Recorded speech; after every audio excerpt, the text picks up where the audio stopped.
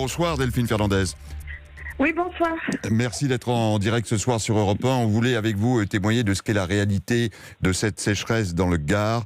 Le préfet a décidé ce matin qu'il s'agissait d'une sécheresse dite exceptionnelle et de placer une centaine de communes, notamment dans le sud du département, en situation de crise hydrologique, dit-on, pour limiter au maximum la consommation d'eau. Vous confirmez, vous, Delphine Fernandez, puisque vous êtes viticultrice dans la région, que le Gard vit une situation très très difficile en ce moment? Ah oui, tout à fait. C'est quelque chose qu'on n'a jamais connu, enfin en tout cas pour nous, nos générations. Si peu d'eau.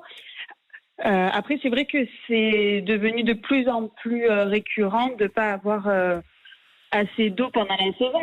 C'est plus tout ce qui a été en conséquence, les incendies, etc., qui sont exceptionnels.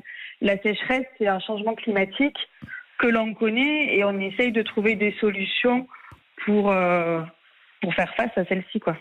Et les mesures qui sont prises du côté de la préfecture, elles vous paraissent de bon sens, on va dire, ou pour vous c'est exagéré?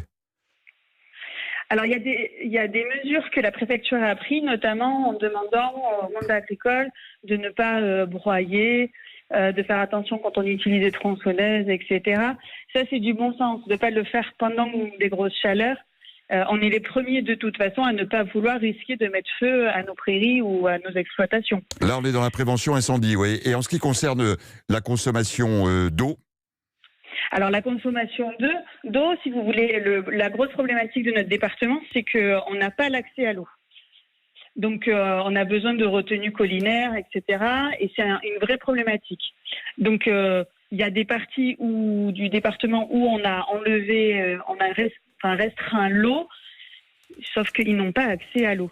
Ce qui est une vraie, pour le coup, vraie problématique pour les exploitations. Par exemple, vous, les conséquences de la situation du moment sur votre propre vigne et sur votre propre activité? Alors moi, personnellement, j'ai l'accès au Baronne. Donc je peux continuer à mettre du goutte à goutte sur les vignes qui ont accès à l'eau. Après, on a des agriculteurs qui par contre, eux, n'ont plus le droit d'utiliser l'eau du tout, puisqu'ils sont dans ces zones-là. Après, c'est surtout pour l'arboriculture, etc., puisqu'on a pas mal de types d'exploitations qui n'ont plus besoin d'eau actuellement.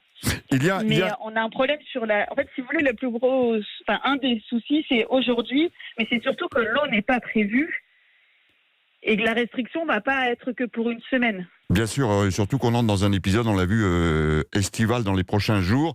Il y a un vrai débat actuellement en France sur les retenues d'eau. Vous estimez, vous, que vous n'en avez pas assez dans le Gard ou que c'est pas assez, non, pas du tout. C'est pas suffisamment organisé? Ah non, on n'en a pas du tout assez dans le Gard. C'est un gros manque qui se montre aujourd'hui et qui se montrera dans un mois encore, puisque c'est pas prévu qu'on ait d'eau.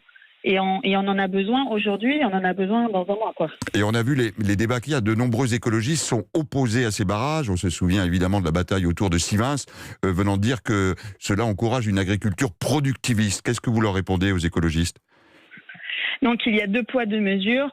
Il y a retenue d'eau et retenue d'eau, on va dire, et que c'est pas pour des petits lacs artificiels que l'on peut faire, qui vont subir, en plus, pas qui vont subir, mais qui vont aider à l'alimentation. Moi, il faut comprendre que tout ça, c'est pour alimenter les Français.